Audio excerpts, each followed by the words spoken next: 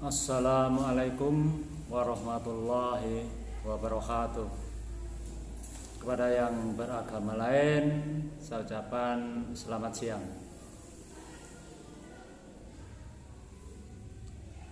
Anak-anak, di kesempatan pada hari ini yang pertama-tama, marilah kita senantiasa memanjatkan puji syukur kehadirat Allah Subhanahu wa Ta'ala dengan ucapan Alhamdulillahirabbil alamin. Yang kedua, jangan lupa sholawat serta salam marilah senantiasa kita haturkan kepada junjungan kita yang mulia Nabi Muhammad Rasulullah Sallallahu Alaihi Wasallam, yang telah berjasa banyak memberikan tuntunan dan bimbingan kepada umat manusia.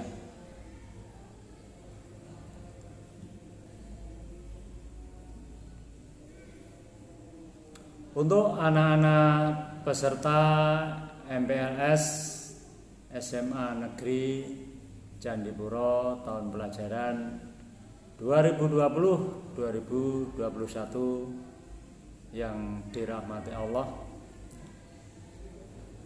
Sebelumnya perkenalkan dulu bahwa nama saya sebagaimana yang tertulis pada jadwal, yaitu Hari Wiono,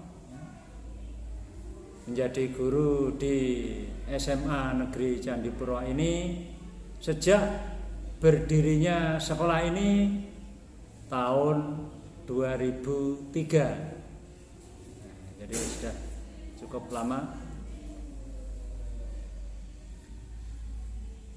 Anak-anakku yang saya banggakan bahwa karena saat ini sedang masa new normal karena pandemi COVID-19, sehingga penyampaian materi MPLS ini harus melalui media daring, atau anak-anak bisa menyimak tayangan video YouTube-nya.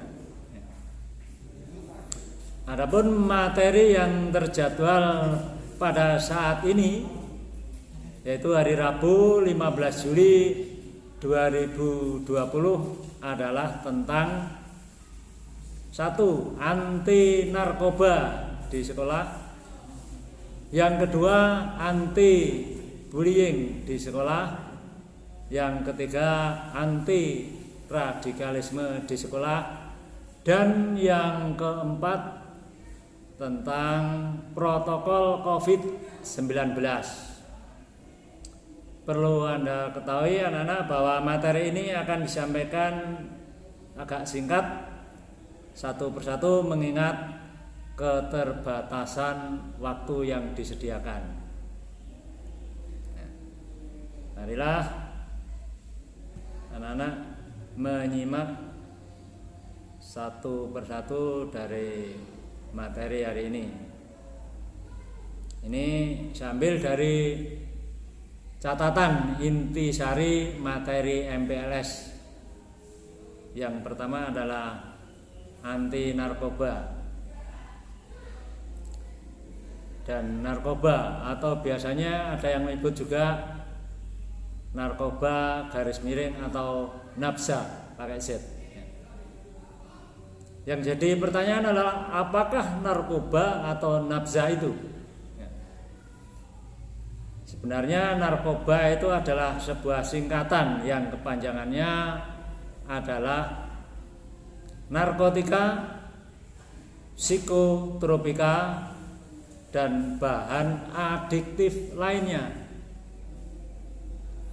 Sedangkan nafsa itu kepanjangannya adalah narkotika, alkohol, psikotropika, dan zat adiktif lainnya. Itu singkatan narkoba dan nafsa. Untuk itu anak-anak, bahwa sesuai dengan judulnya anti narkoba atau nafsa, maka narkoba atau nafsa ini dilarang di SMA Negeri Candipuro. Ini harus jadi perhatian khusus pada anak-anak peserta didik baru, peserta MPLS atau saat masa pengenalan lingkungan sekolah. Jadi narkoba atau nafsa dilarang. Ini mengingat data umum yang perlu kita ketahui, paling tidak yang ditulis oleh Dr. Meroni Waimir, bahwa ada 4 juta penduduk telah menjadi korban narkoba. Dan di okezone.com itu ada catatan KPAI sekitar 5,9 juta anak-anak itu merupakan pecandu narkoba. Nah, ini miris sekali anak-anak. Bahkan dari BNN 2019 itu mencatat ada 3,6 juta pengguna narkoba. Ini dari liputanan.com. Dan lain-lain lagi yang sekiranya masih banyak lagi anak-anak kasus yang bisa kita lihat di media online, sosmed atau media elektronik. Itu semua sangat mengerikan bagi kita.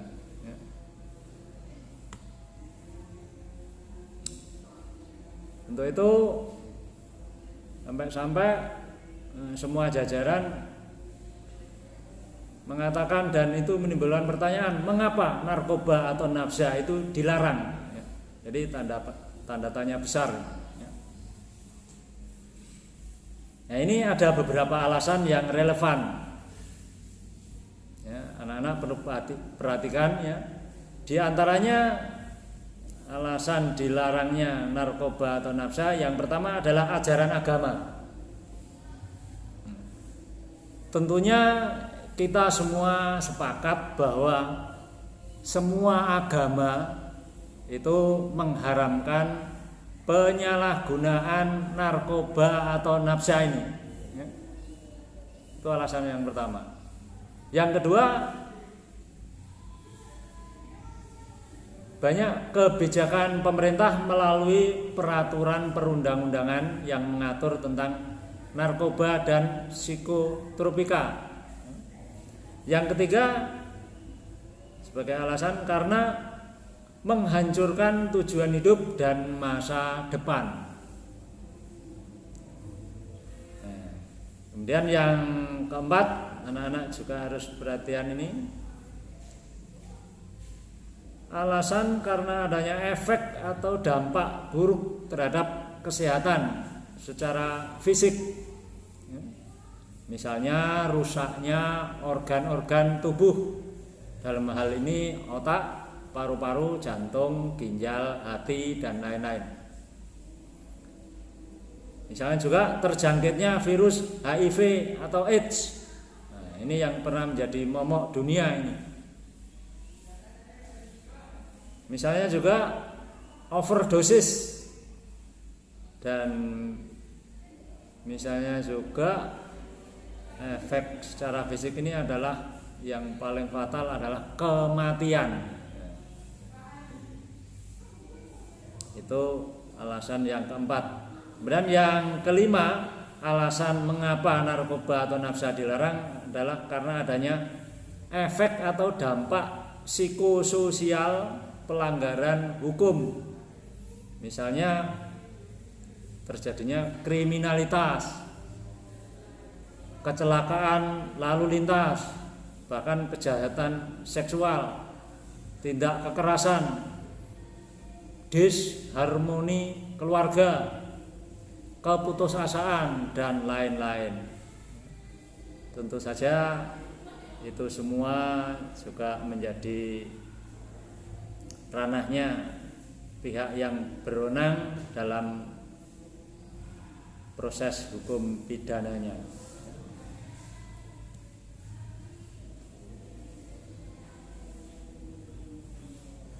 Kemudian mengingat akan efek bahayanya narkoba atau nafsa itu, maka untuk anak-anak mulai sekarang harus memperhatikan, selalu mengingat say no to drug, atau katakan tidak pada narkoba. Ini bisa dijadikan slogan untuk semangat dalam menolak itu namanya narkoba.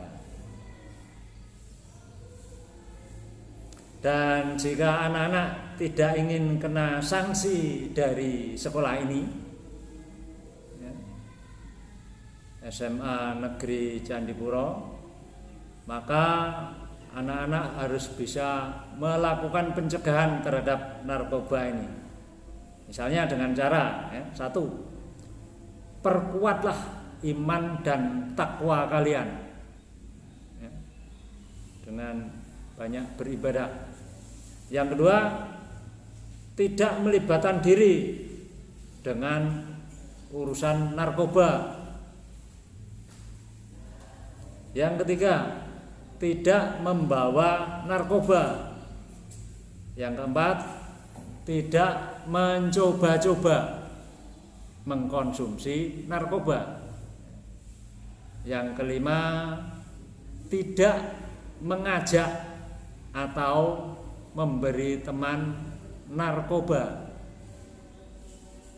Yang keenam, tidak menjual atau mengedarkan narkoba.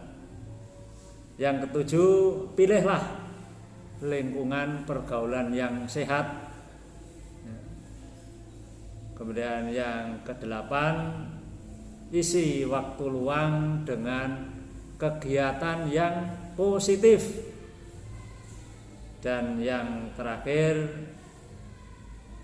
hindarilah pintu masuk narkoba. Dalam hal ini misalnya rokok. Itu yang juga banyak anak-anak lakukan sebagai pintu masuknya ke arah narkoba. Jadi semoga kita semua terhindar dari godaan narkoba atau nafsa itu. Amin. Kemudian yang terakhir untuk materi anti narkoba ini adalah penugasan untuk para peserta MPLS. Ini agar jadi perhatian, ada satu pertanyaan yang membutuhkan jawaban sikap ini anak-anak ya. Pertanyaannya, bagaimana sikap Anda jika ada kawan yang mengajak berbisnis narkoba dengan iming-iming hadiah berupa handphone canggih dan terbaru? Itu penugasan untuk para peserta MPLS. Semoga kita semua bisa terhindar dari godaan narkoba atau nafsa ini anak-anak. Amin. Itu untuk materi yang pertama. Yang berikutnya materi yang kedua anak-anak ya, perlu Anda simak dan perhatikan, dan perlu anak-anak mencermatinya ya. Materinya adalah anti bullying. Karena kita semua sudah anti bullying, makanya bullying atau yang kadang disebut juga perundungan itu juga dilarang di SMA Negeri Candipuro. Nah, ini harus betul-betul jadi perhatian ini pada anak-anak para peserta MPLS ini ya. Ini saya sampaikan dari sebuah catatan kecil ya. Kenapa bullying atau perundungan ini dilarang? Nah, hal ini tentunya didasari karena ada efek ya. Bahkan akibat hukum jika dilakukan oleh para siswa dan yang dapat merugikan diri sendiri, nama baik keluarga dan nama baik sekolah. Perlu anak-anak ketahui, jadi batasan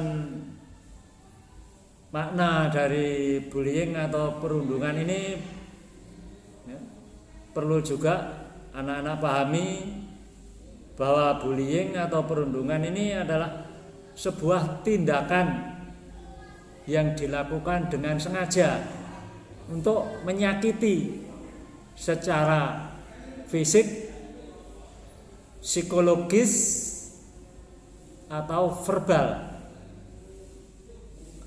oleh seseorang atau sekelompok orang terhadap orang atau sekelompok orang yang merasa tidak berdaya. Nah, jadi anak-anak yang namanya bullying tidak hanya sekedar secara fisik, tapi bullying bisa secara psikis. Kalau secara psikis tentunya dengan kata-kata ya. Tentunya juga bisa lebih menyakitkan dari sekedar menyakiti secara fisik ya. Jadi bullying atau perundungan inilah yang akhir-akhir ini banyak terjadi di kalangan pelajar di negeri ini, yang banyak beredar ya, di sosmed, di media online ataupun media elektronik.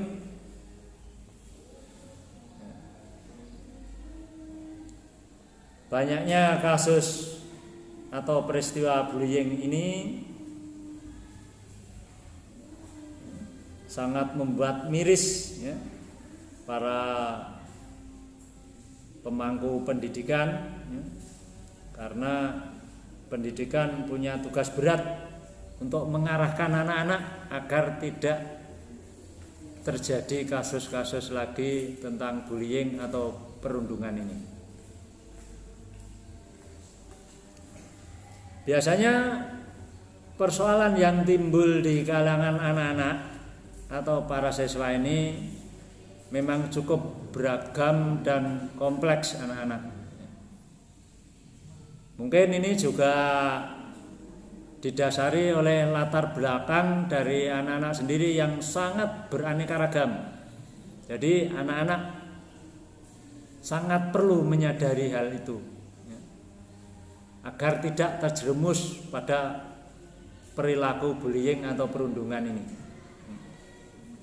baik secara sendirian maupun secara kelompok.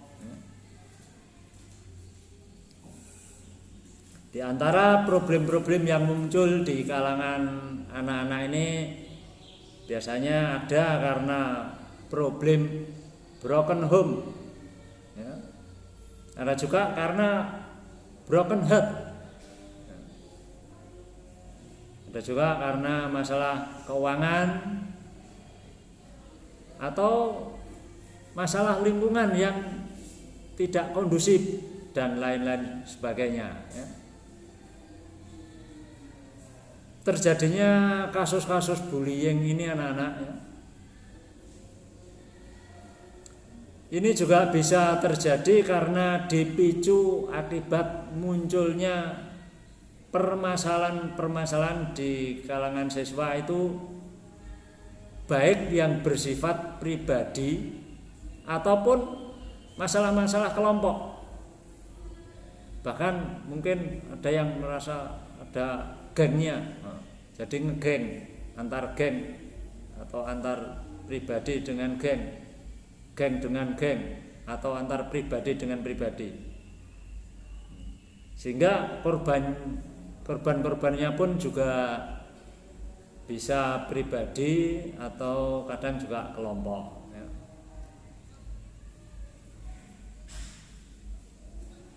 Untuk itu anak-anak harus pandai-pandai memiliki kiat agar terhindar dari bullying atau perundungan itu.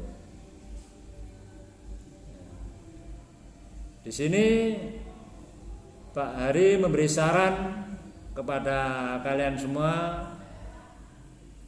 bahwa ada beberapa cara ya yang mungkin bisa dijadikan sebagai saran pada anak-anak agar terhindar oleh adanya kasus bullying atau perundungan itu ya. Misalnya satu, adanya tertanam rasa jiwa kebersamaan dalam satu tujuan, ialah menuntut ilmu di sekolah ya. Yang kedua, adanya rasa saling menghormati sesama kawan atau kelompok kawan di sekolah. Yang ketiga, adanya saling menghargai sesama kawan di sekolah, baik pribadi maupun kelompok juga ini. Empat, perlu adanya komunikasi dengan bahasa yang santun ya, kepada sesama kawan di sekolah, baik itu yang sebaya atau usianya di bawah anak-anak, lebih-lebih yang di atas anak-anak. Jadi gunakanlah tutur kata bahasa yang santun ya. Kemudian yang kelima, ini perlu sekali juga ini melibatkan lembaganya, bahwa yang kelima, sesering mungkinlah anak-anak itu berkonsultasi kepada guru di sekolah. Nah, ini biasanya yang menangani dalam hal ini khususnya guru BK, bimbingan dan konseling. Baik anak-anak secara pribadi ataupun secara kelompok. Nah, ini penting ya, karena untuk menemukan solusi yang jitu ya, dalam menyelesaikan masalah-masalah. Jika di antara kalian itu memiliki masalah yang perlu diselesaikan atau dicari solusinya, agar anak-anak nanti tidak mengambil tindakan main hakim sendiri dalam bentuk bullying atau perundungan tersebut. Lebih-lebih jika itu sampai pada mengancam keselamatan jiwa seseorang atau para siswa. Ini perlu menjadi perhatian kita bersama juga ya. Itulah ada 5 cara yang kami sarankan pada anak-anak ya. Kemudian dari pihak lembaga SMA Negeri Candipuro perlu didukung dan diciptakan oleh sebuah proses pembelajaran yang kondusif ya, dengan prinsip inovatif, kreatif, dan menyenangkan, karena pendidikan ini adalah sebuah proses ya. Semuanya itu bisa terjadi juga karena sebuah proses, sehingga butuh waktu yang cukup untuk melihat ya, hasil dari sebuah pendidikan ya. Misalnya terjadinya perubahan tingkah laku dari yang tidak tahu menjadi tahu ya, dari yang tidak bisa menjadi bisa, dari yang tidak mengerti menjadi mengerti, atau dari yang tidak baik menjadi baik, dan seterusnya, yang sekiranya berorientasi pada pembentukan sebuah karakter yang positif sesuai dengan nilai-nilai luhur bangsa Indonesia ini.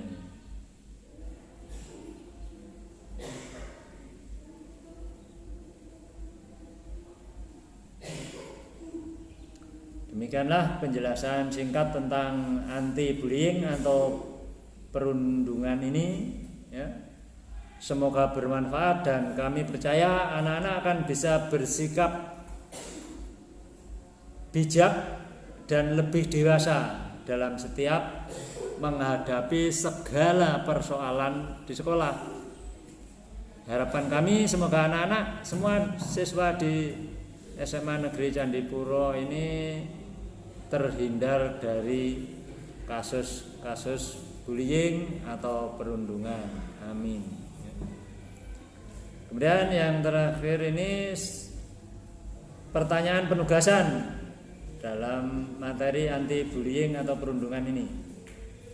Pertanyaannya, ya, tolong diperhatikan anak-anak. Ini sikap apa yang Anda ambil ketika Anda melihat ada peristiwa kategori bullying atau perundungan yang menimpa kawan sekolahmu? Itu pertanyaan yang memerlukan jawaban sikap dari anak-anak.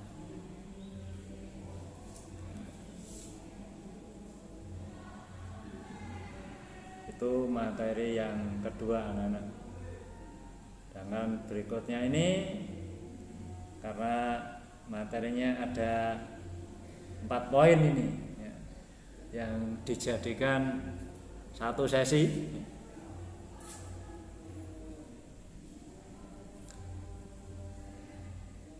Baiklah, kita teruskan poin materi yang ketiga, yaitu anti radikalisme. Perlu anak-anak ketahui dan sadari bahwa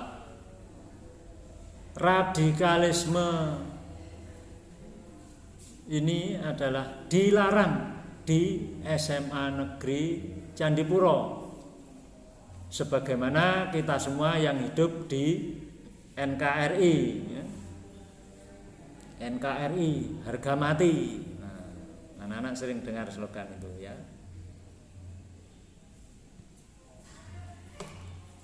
Di sini materi anti radikalisme ini juga akan kami ambilkan dari catatan singkat, ya, yang ada pada kami. Yang pertama, anak-anak, bahwa batasan arti radikalisme di sini sebagaimana yang dilarang adalah segala bentuk atau paham pemaksaan, ya, dengan tindakan kekerasan atau kebrutalan atau anarkis atas dasar agama tertentu, yang pada gilirannya tindakan tersebut dapat dikategorikan melanggar hukum, baik hukum negara maupun hukum agama itu sendiri. Jadi batasan arti di sini, ya, seperti itu anak-anak. Jadi perlu anak-anak resapi, Anda cermati, Anda camkan, sehingga paham yang dimaksudkan tindakan radikalisme di sini, ya. Karena radikalisme memang dilarang, ya, di SMA Negeri Candipuro ini. Jadi dengan arti atau definisi tadi, anak-anak, harus paham betul ya, hal yang selaras dengan itu, bahwa sebenarnya memang benar bahwa tidak ada paksaan dalam agama, lebih-lebih yang notabene mengarah ke tindakan kekerasan, kebrutalan atau anarkis sebagaimana batasan arti di atas. Nah, ini penting dipahami lebih dalam lagi anak-anak ya. Karena radikalisme itu memang dilarang ya, khususnya di SMA Negeri Candipuro ini ya. Oleh karena itu anak-anak ya, di sini ada beberapa kiat atau hal penting yang perlu anak-anak perhatikan, yaitu satu ya, jalani ketakwaan kepada Tuhan Yang Maha Esa itu ya, sesuai dengan tuntunan atau ajaran masing-masing agama kalian ya, dengan memperhatikan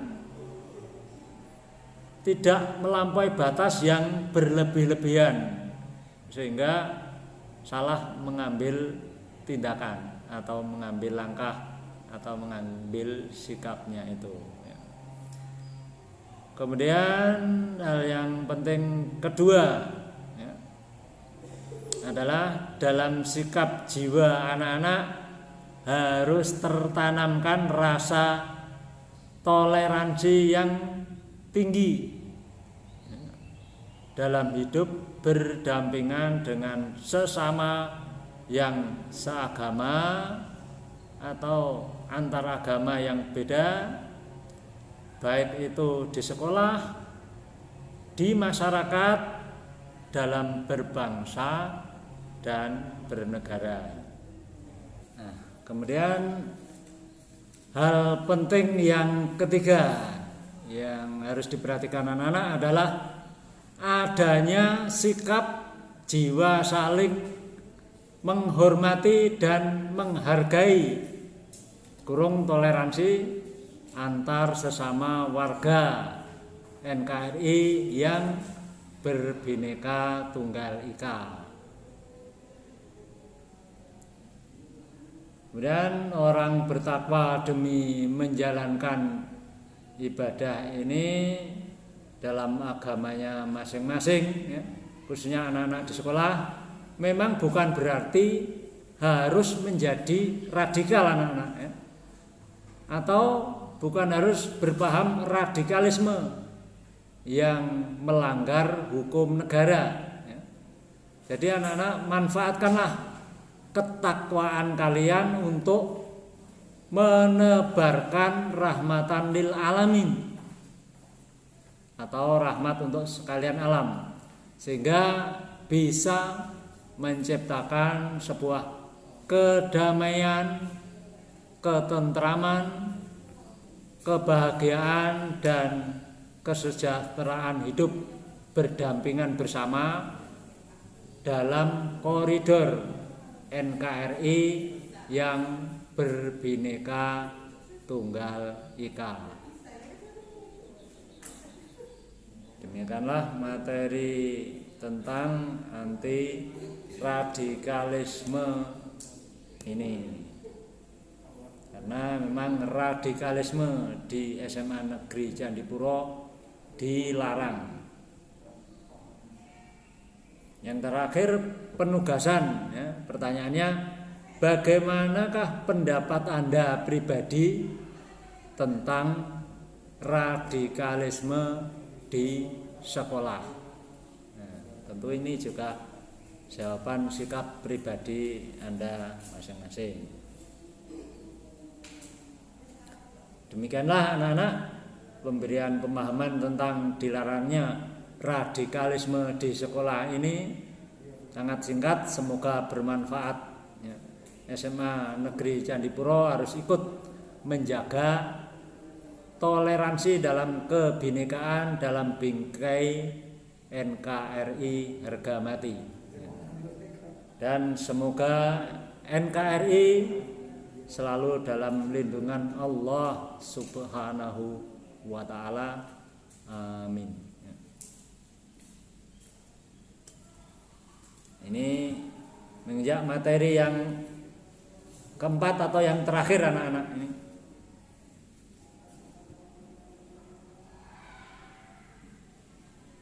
Bahwa materi yang keempat ini tentang protokol COVID-19. Ya.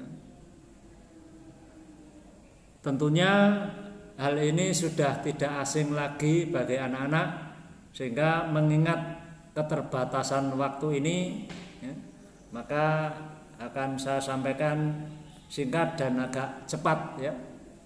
Tapi anak-anak juga perlu menyimak dengan seksama, ya. Paling tidak ada 7 protokol COVID-19 ini anak-anak, ya. Yang pertama, jaga kebersihan tangan, ya. Cuci tangan pakai sabun atau hand sanitizer, ya. Dengan sabun dan air mengalir, ya. Itu standar, sampai punggung, sela-sela, ujung jari-jari, ya. Kemudian yang kedua, jangan sentuh wajah, ya. Takut di tangan ada virus kemudian masuk ke tubuh, ya.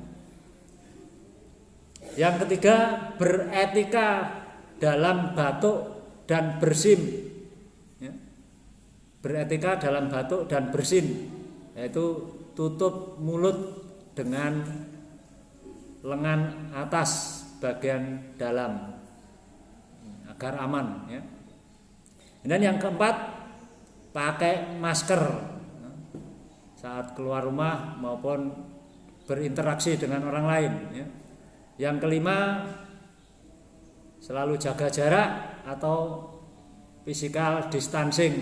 Nah, ini tentunya anak-anak juga sudah tahu semua bagaimana jaga jarak itu, ya. Jangan mendatangi kerumunan, mengundang kumpulan banyak orang, dan lain-lain.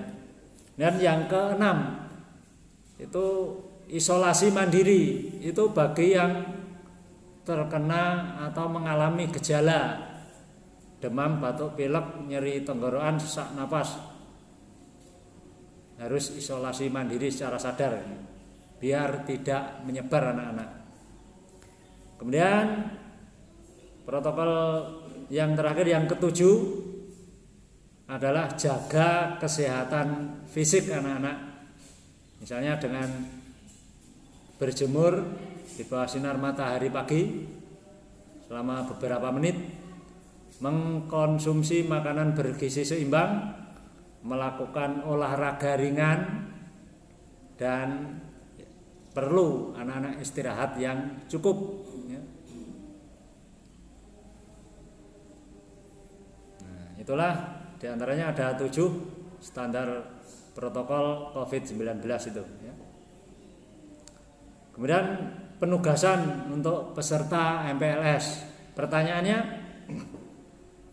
apa yang Anda lakukan jika mengetahui di dekat tempat tinggal Anda ada orang yang positif terpapar COVID-19? Nah, ini tentunya adalah juga jawaban sikap dari Anda masing-masing. Nah, demikianlah anak-anak, para peserta MPLS, peserta didik baru SMA Negeri Candipuro tahun pelajaran 2020-2021. Semoga semua materi yang saya sampaikan tadi bermanfaat dan jadikan semua sebagai bentuk ikhtiar, dan semoga kita terhindar dari COVID-19. Amin. Akhir kata saya ucapkan wassalamualaikum warahmatullahi wabarakatuh.